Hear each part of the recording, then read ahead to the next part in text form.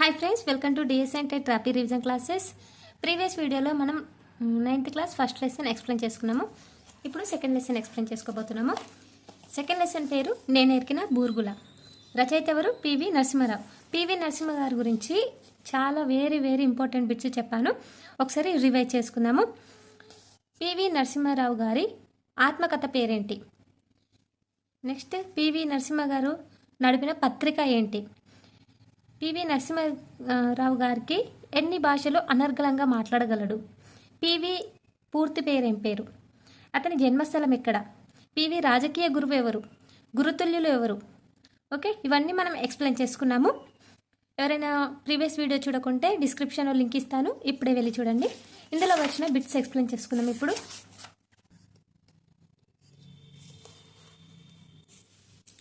ఇక్కడ చూడండి, గీత గీసిన పదాలకు అర్థాలు రాయండి. ఏంటిది? ముప్పిరి. ముప్పిరి అంటే చుట్టుముట్టాయి, అతిశయించు. ఓకే, ముప్పిరి అనే ఇస్తారు. దీనికి అర్థం ఏంటిది?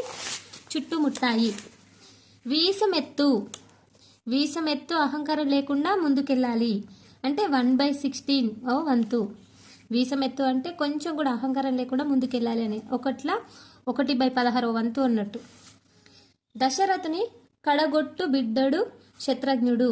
కడగొట్టు. కడగొట్టు అంటే కడపటి చివరి. కడగొట్టు అంటే చివరి. ఓకే, శత్రుఘ్నుడు, భరత శత్రుఘ్నులు అంటాం కదా. కడగొట్టు అంటే చివరి కొడుకు. ప్రభావాన్ని. ప్రభావాన్ని అంటే భారతదేశ ప్రభావాన్ని మనమంతా పెంచాలి. ప్రభావాన్ని అంటే శ్రేష్టతత్వాన్ని అంటే గొప్పతనాన్ని. ఓకే, ఇక్కడ ఇంకొక మీనింగ్ ఏంటంటే గొప్పతనాన్ని.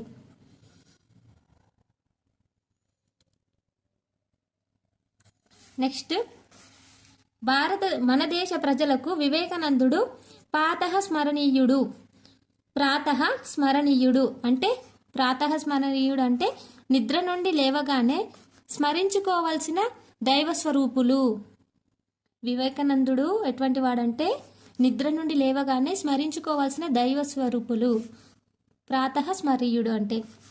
ఇంకొక మీనింగ్ హితైషి. హితైషి అంటే మేలు కోరేవారు. హితైషి అంటే మేలు కోరేవారు. హితైషి చెప్పిన మాటలను పెడచెవిన పెట్టవద్దు. మనం మంచి కోరి చెప్పిన వాళ్ళను పెడచెవిన పెట్టద్దు అంటే వినట్టు చేయొద్దు అని. నెక్స్ట్ బిట్, ఇక్కడ జాతీయాలను మీ సొంత వాక్యాలు రాయండి. జాతీయాలు అంటే శ్రీరామ రక్ష, గీటు రాయి, రూపు మాపడం, కారాలు మిరియాలు నూడడం, స్వస్తివాచకం అంటే ఇవన్నీ జాతీయాలు, గుర్తుంచుకోవాలి. పర్యాయపదాలు, ఇక్కడ వర్షం, సాలు, సంవత్సరం. వర్షానికి పర్యాయపదం వర్షం, సాలు, సంవత్సరం. భూమి, ధరిత్రి, అవని. నెక్స్ట్, దక్షత, సామర్థ్యం. ఇది ఇంపార్టెంట్, ఇది కొత్తది. ఇవి రెండు మనకు తెలుసు. దక్షత, సామర్థ్యం. ప్రకృతి వికృతులు, దవ్వు, దూరం, గారవం, గౌరవం, పగ్గె, పగియ, ప్రజ్ఞ, దోషం, దోషం, రాత్రి, రాత్రి, భాష, భాష. ఇది ఇంపార్టెంట్. పగ్గె, పగియ, ప్రజ్ఞ. ప్రజ్ఞని ఈ విధంగా అంటారు, వికృతి పదం. ఉపాధ్యాయుడికి వజ్జ అని ఉంటుంది. ఓకే, నెక్స్ట్ బిట్, గీత గీసిన సందులను గుర్తించండి. విమానాశ్రయం. విమాన ప్లస్ ఆశ్రయం.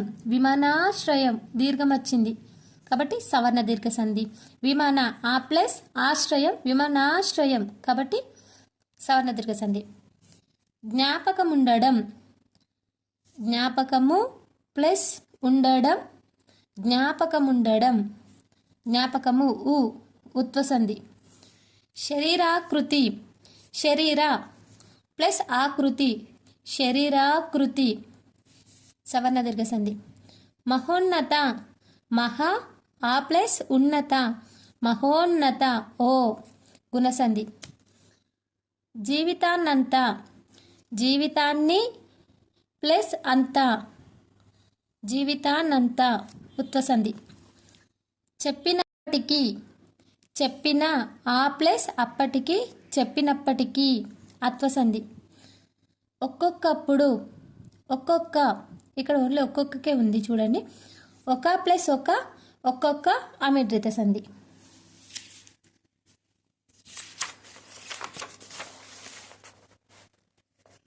Next bit. ఇక్కడ ఇవి చాలా ఇంపార్టెంట్ అండి. విగ్రహ వాక్యాలు. సత్య దూరము, సత్యమునకు దూరము. కు వచ్చింది కాబట్టి కిన్ కిన్ యొక్క లోపల షష్ఠి తత్పురుష. అమెరికా రాయబారి, అమెరికా యొక్క రాయబారి షష్ఠి తత్పురుష. వాదన పటిమ, వాదన యందు పటిమ యందు సప్తమి విభక్తి. అసాధ్యం, సాధ్యం కానిది నక్ తత్పురుష. నెల తాల్పు, నెలను ధరించినవాడు, ఇది ఇంపార్టెంట్. నెలను ధరించినవాడు, నెలను ను వచ్చింది ద్వితీయ విభక్తి. గురు దక్షిణ, గురువు కొరకు దక్షిణ చతుర్థి విభక్తి. వయోవృద్ధుడు, వయస్సు చేత వృద్ధుడు తృతీయ విభక్తి. దొంగ భయము, దొంగ వలన భయము పంచమి విభక్తి. నెక్స్ట్ రెండు రాష్ట్రాలు, రెండైన రాష్ట్రాలు ద్విగు సమాసం.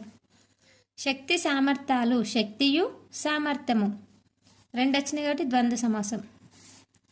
అమూల్య సమయం, అమూల్యమైన సమయం, అమూల్యమైన విశేషత పూర్వపద కర్మధారయ సమాసం. పూర్ణ పురుషులు, పూర్ణులైన పురుషులు విశేష పూర్వపద కర్మధారయ సమాసం. ప్రాచీన కావ్యాలు, ప్రాచీనములైన కావ్యాలు, ఇది కూడా విశేషణ పూర్వపద కర్మధారయ సమాసం.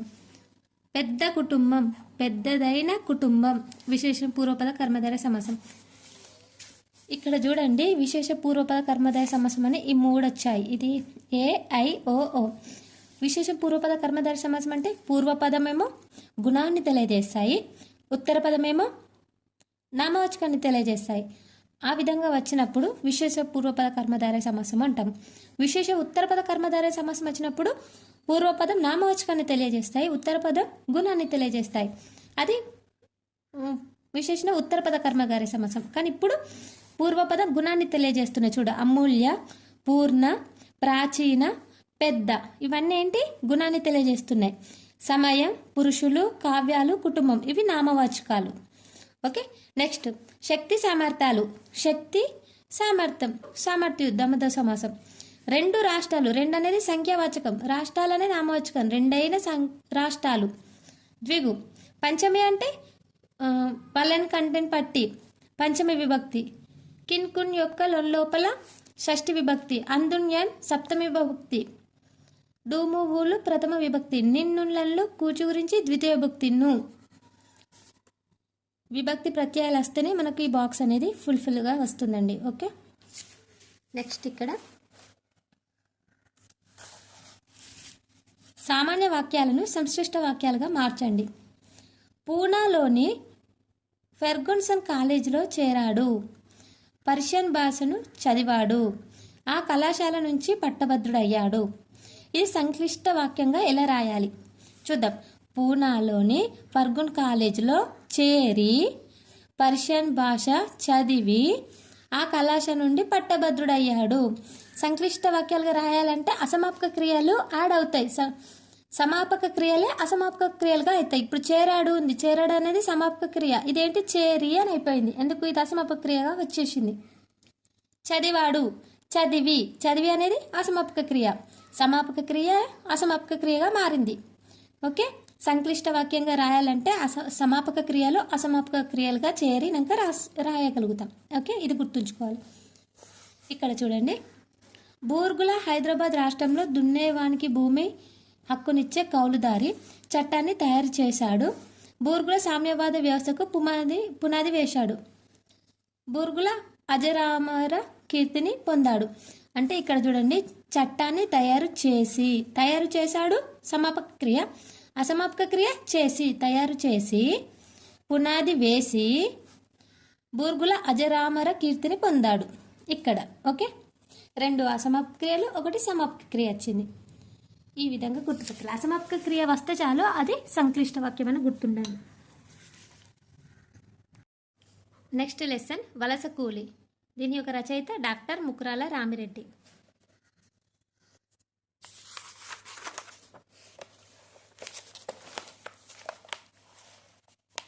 ముకురాల రామిరెడ్డి కవి పరిచయం చూద్దాము. డాక్టర్ ముకురాల రామిరెడ్డి నాగర్ కర్నూలు జిల్లా కల్వకుర్తి మండలం ముకురాల గ్రామంలో జన్మించాడు. చూడండి, ఊరి పేరుని తన ఇంటి పేరుగా మార్చుకున్నాడు. ముకురాల గ్రామంలో జన్మించాడు. క్వశ్చన్ ఈ విధంగా అడుగుతారు, ఊరి పేరుని ఇంటి పేరుగా మార్చుకున్న కవి ఎవరు? డాక్టర్ ముకురాల రామిరెడ్డి. జన్మస్థలం నాగర్ కర్నూలు జిల్లా కల్వకుర్తి మండలం ముకురాల గ్రామం.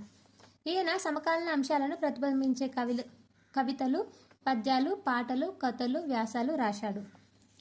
ఈయన మేఘదూత అనే అనువాద కవిత్వం, దేవరకొండ దుర్గం, నవ్వే కత్తులేమో దీర్ఘ కవిత, హృదయ శైలి అనే గేయ సంపుటి, రాక్షస జాతర అనేది దీర్ఘ కవిత, ఉపరిశోధన అనేది పరిశోధన పత్ర సంకలనం, తెలుగు సాహిత్య నిఘంటువు మొదలగు రచనలు చేశాడు. ఇక్కడ చూడండి, మేఘదూతం అనేది అనువాద కవిత్వం. ఈ విధంగానే గుర్తుంచుకోవాలి, ఎందుకంటే ఇందులో అనువాద కవిత్వం ఏది అని అడుగుతారు. మేఘదూతమా, నవ్య కత్తుల, హృదయ శైల, పరిశోధన గ్రంథమా? అందులో అనువాద కవిత్వం ఏది? మేఘదూతం. దీర్ఘ కవిత ఏమో నవ్య కత్తులు, హృదయ శైలి గేయ సంపుటి, రాక్షసి జాతర దీర్ఘ కవిత. ఈ విధంగా గుర్తుంచుకోవాలి. ఓకే, తెలుగు సాహిత్య నిఘంటువు మొదలగు రచనలు చేశాడు. ప్రాచీన తెలుగు కవిత్వంలో తెలుగు సాహిత్య నిఘంటువు మొదలగు రచనలు చేశాడు. ప్రాచీన తెలుగు కవిత్వంలో కవితాత్మక భావ పరిమాణం అనే అంశంపై పరిశోధన గ్రంథం సమర్పించి డాక్టరేట్ పొందాడు. ఈయన డాక్టర్ ముకురాల రామిరెడ్డి గారు. మా డాక్టర్ అనే బిరుదు ఎందుకు వచ్చింది అంటే, ప్రాచీన తెలుగు కవిత్వంలో కవితాత్మక భావ పరిమాణం అనే అంశంపై పరిశోధన చేసిండు, అందుకే డాక్టరేట్ ఇచ్చాడు. దేనికి? ప్రాచీన తెలుగు కవిత్వంలో కవితాత్మక భావ పరిమాణం అనే అంశంపై పరిశోధన చేసినందుకు డాక్టరేట్ వచ్చింది. నెక్స్ట్, సామాజిక స్పృహ, సమస్యల పట్ల స్పందించే గుణం కలిగి సాహిత్య సాంస్కృతిక రంగాలతో పాటు ఎన్నో ఉద్యమాలలో ప్రత్యక్షంగా పాలు పంచుకున్న కవి డాక్టర్ ముకురాల రామిరెడ్డి. సన్మానాలు: ఇతని విడిజోడు కథకు కృష్ణపత్రిక వాళ్ళు ద్వితీయ బహుమతిని ఇవ్వగా, ఆకాశవాణి ఢిల్లీ వారు ఆంధ్రప్రదేశ్ నుండి 1976లో జాతీయ కవిగా గుర్తింపునిచ్చి సన్మానించారు. జాతీయ కవిగా ఎప్పుడు గుర్తింపు పొందారు? 1976లో. దేనికి? విడిజోడి కథకు ఆకాశవాణి ఢిల్లీ వారు ఆంధ్రప్రదేశ్ నుండి 1976లో జాతీయ కవిగా గుర్తింపు ఇచ్చారు.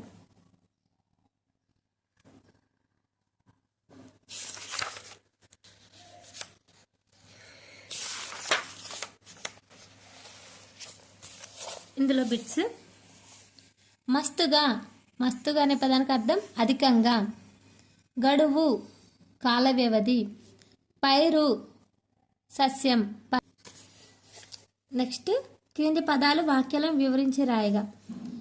గొడ్ల డొక్కలు గుంజిన. గొడ్ల అంటే పశువులు, గొడ్లు. డొక్కలు అంటే పొట్టలు. గుంజిన అంటే లాగడం. ఓకే, తెలంగాణ పదాలు ఇవన్నీ. గొడ్ల డొక్కలు గుంజిన, పశువుల. గొడ్ల అంటే పశువులు, డొక్కలు అంటే పొట్టలు, గుంజిన అంటే లాగడం. చెర్లు కుంటలు పర్రె వడెనని. చెర్లు అంటే చెరువులు, కుంటలు అంటే నీటి గుంటలు, పర్రె అంటే పగుళ్ళు బీటలు పడిందని. ఓకే, నెక్స్ట్, పైరులన్నీ వరులయ్యే. పైరు అంటే పైరులన్నీ పచ్చగా. వరుగులు అంటే పచ్చి కూరగాయలను ఎండబెట్టినప్పుడు ముక్కలుగా అవుతాయి కదా, వరుగులు అంటాం వాటిని. పచ్చి కూరగాయలను ఎండబెట్టడాన్ని వరుగులు అంటాయి. పైరులన్నీ వరుగులయ్యే, పచ్చగా ఉండేటి అన్నీ ఎండిపోయినాయని అర్థం. జలపిడుగు అంటే వరద ఉధృతి. కొంచెం హార్డ్గా ఇవ్వాలంటే ఇటువంటి బిట్స్ ఇస్తారండి, కాబట్టి జాగ్రత్తగా అబ్జర్వేషన్ చేయాలి. మానవుడు ఆశాజీవి. ఆశ, ఇక్కడ ఆశ ఉంది, ఆశ. సింహాలు, సింగాలు. ప్రకృతి వికృతి: ఆశ, సింహాలు, సింగాలు. నెక్స్ట్, వ్యాకరణాంశాలు. ఎట్లని, ఎట్లు ప్లస్ అని ఎట్లని ఉత్వసంధి. కాలమంటూ, కాలము ప్లస్ అంటూ, కాలమంటూ. వరుగులయ్యే, వరుగులు ఊ ప్లస్ అయ్యే, వరుగులయ్యే ఉత్వసంధి. ఉత్వసంధికి అర్థం ఉత్తున ఖర్చుపరమైనప్పుడు సంధి అగును. ఇక్కడ శబ్దాలంకారం ఇచ్చారు. అంకె అనుప్రాసాలంకారం. గొడ్ల డొక్కలు గుంజిన, వానపాములు ఎండిన, గుడిసె పోతివా, నడుం చుట్టక పోతివా. ఇక్కడ వా వా వా వా వచ్చింది కదా, ఇది అబ్జర్వ్ చేయాలి మనం. ఎన్నడస్తావు లేబరి, పాలమూరి జాలరి. ఇప్పుడు అన్ని వాక్యాలలో రీ రీ రీ వచ్చింది కాబట్టి పాదాల వాక్యాల చరణాల చివర్లో అక్షరాలు పునరుక్తమైతే అది అంత్య అనుప్రాసాలంకారం అంటారు. పై పాదాల చివర అక్షరాలు పునరుక్తమైనాయని గమనించారు కదా, అక్షరాలు పునరుక్తం అవడాన్ని అంత్య అనుప్రాసాలంకారం అంటారు. ఇక్కడ రీ రీ రీ రీ అలా. నెక్స్ట్ భద్రాచలం ఒక పుణ్యక్షేత్రం. భద్రాచలం అనేది పై సమాస పదంలో భద్ర అచలం అనే 2 పదాలు ఉన్నాయి కదా. అచలం అంటే కొండ నామవాచకం, భద్ర అనేది పేరు సంజ్ఞావాచకం. సంజ్ఞ అనే సంభావన అనే అర్థం. ఈ విధంగా పూర్వపదం సంభావన ఉన్నట్లయితే ఆ సమాస పదాన్ని సంభావన పూర్వపద కర్మధారయ సమాసం అని అంటారు. ఓకే, అంటే భద్ర అచలం. అచలం అంటే కొండ, భద్ర అనేది పేరు. పూర్వపదం పేరు అయింది కదా, మొదటి పదంలో సంభావన ఉన్నట్లయితే ఆ సమాసాన్ని సంభావన పూర్వపద కర్మధారయ సమాసం అని అంటారు. ఓకే, ఇక్కడ చూద్దాం. విద్యాధనం. విద్యాధనం అంటే పై గీత గీసిన పదాలలో విద్యకు ధనానికి భేదం చెప్పలేదు. విద్య అనేడు ధనం అని దీని అర్థం. ధనం అంటే ఉపమానం, విద్య అనేది ఉపమేయం. దీన్ని రూపక సమాసం అంటారు. విద్యాధనం అనేది రూపక సమాసం. ఇంతకుముందు భద్రాచలము సంభావన పూర్వపద కర్మధారయ సమాసం, విద్యాధనం అనేది రూపక సమాసం. Very very important. ఈసారి బిట్టు ఖచ్చితంగా రావచ్చు, ఒకసారి చూసుకోండి. గీత గీసిన పదాల్లోని ఉపమాన ఉపమేయాలను గుర్తించండి. దయాభరణము. దయాభరణంను ధరించిన వాడు భగవంతుడు. ఇందులో దయాభరణంకి గీత గీసింది. ఇందులో భరణము అనేది ఉపమానం, దయ అనేది ఉపమేయం. ఓకే, నెక్స్ట్ పేదలపై కృపారసము కలిగి ఉండాలి. కృపారసము, కృప అనేది ఉపమేయం, రసము అనేది ఉపమానం. ఓకే, ఈ విధంగా ఉపమానం యొక్క ధర్మాన్ని ఉపమేయంపై ఆరోపించడాన్ని రూపక సమాసము అని అంటారు. ఇక్కడ దయాభరణము, కృపారసము, విద్యాధనము ఈ 3 రూపక సమాసానికి చెందినవి. భద్రాచలము సంభావన పూర్వపద కర్మధారయ సమాసం. నెక్స్ట్ పాలమూరు జిల్లా. క్రింది పదాలకు విగ్రహ వాక్యాలు రాసి సమాసం గుర్తించండి. పాలమూరు జిల్లా. పాలమూరు. పాలమూరు అనేది పేరు. పేరు అంటే సంజ్ఞ. పాలమూరు అనే పేరు గల జిల్లా. పాలమూరు అనే సంజ్ఞ కాబట్టి సంజ్ఞానన పూర్వపద కర్మధారయ సమాసం. సరళాసాగరం. సరళ సాగరం. సరళ అనే పేరు గల సాగరం. సరళ అనేది పేరు అంటే సంజ్ఞ కాబట్టి సంభావన పూర్వపద కర్మధారయ సమాసం. మన్నెం కొండ. మన్నెం అనే పేరు గల కొండ. సంభావన పూర్వపద కర్మధారయ సమాసం. కీర్తి కన్యక.